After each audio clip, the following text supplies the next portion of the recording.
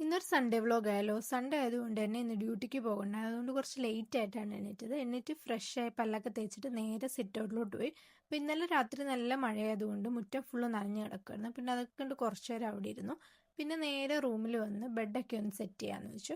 അങ്ങനെ ബെഡൊക്കെ സെറ്റ് ചെയ്ത് ലേറ്റ് ആയിട്ടാണ് ഒന്നാമത് എണീറ്റപ്പോഴത്തേനും അമ്മ രാവിലത്തെ ഫുഡിൻ്റെ കാര്യമൊക്കെ നോക്കിയിട്ടുണ്ടായിരുന്നു. പിന്നെ ബെഡൊക്കെ സെറ്റ് ചെയ്ത് കുറച്ച് കഴിഞ്ഞപ്പോഴത്തേനും പോയിട്ട് ഇന്നത്തെ ബ്രേക്ക്ഫാസ്റ്റ് രാവിലത്തെ കഴിച്ചു. ബ്രേക്ക്ഫാസ്റ്റിനായിട്ട് പുട്ടും പഴമായിരുന്നു. പിന്നെ അതെല്ലാം കഴിച്ചിട്ട് നേരെ കുറച്ച് വാഷിംഗ് പരിപാടികളുണ്ടായിരുന്നു. അങ്ങനെ ഡ്രസ്സൊക്കെ വാഷ് ചെയ്യാനായിട്ട് ഇട്ടു. അതെല്ലാം വാഷ് ചെയ്തതിന് നേരെ അടുക്കളയിലോട്ട് കയറി. പിന്നെ അമ്മയ്ക്ക് കുറച്ച് ഹെൽപ്പൊക്കെ ചെയ്തു. കട്ട് ചെയ്ത് കൊടുത്തു, ഉള്ളി കട്ട് ചെയ്ത്, പിന്നെ കോവയ്ക്കൊക്കെ മെഴുക്ക് വരട്ടാനായിട്ടെല്ലാം കഴുകി അരിഞ്ഞൊക്കെ കൊടുത്തു. അതെല്ലാം കഴിഞ്ഞപ്പോഴത്തേനും നമ്മുടെ ഡ്രസ്സ് വാഷ് ചെയ്തതെല്ലാം കഴിഞ്ഞിട്ടുണ്ടായിരുന്നു.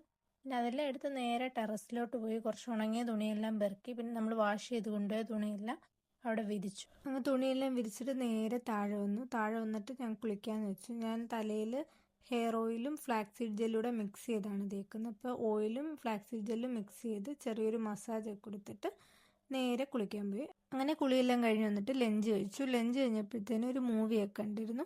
അപ്പോൾ ഇന്നത്തേക്ക് ഇത്രയേ ഉള്ളൂ. വീഡിയോ ഇഷ്ടപ്പെട്ടെങ്കിൽ ലൈക്ക് ചെയ്യാനും ഷെയർ ചെയ്യാനും സബ്സ്ക്രൈബ് ചെയ്യാനും മറക്കരുത്.